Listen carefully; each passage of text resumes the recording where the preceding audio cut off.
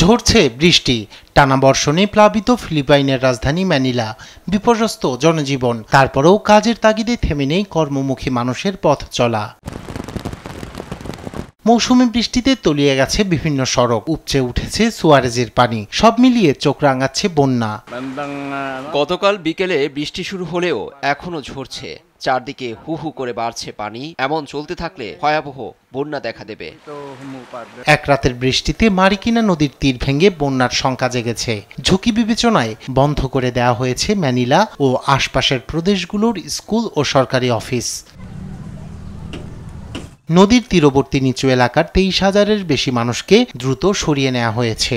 Metropolitan এলাকার cuisine ও ক্যালোকান শহর থেকে সরানো হয়েছে আরও 25,000 মানুষ।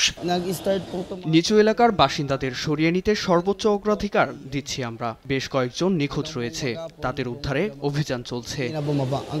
তবে মঙ্গলবার সকালে বন্যার পানি কিছুটা নামলেও আশ্রয়হীন বাসিন্দারা এখনো ফিরতে পারেনি ঘরে। রায়হান কবি শুভ্র, নিউজ ডেস্ক, দেশ টিভি।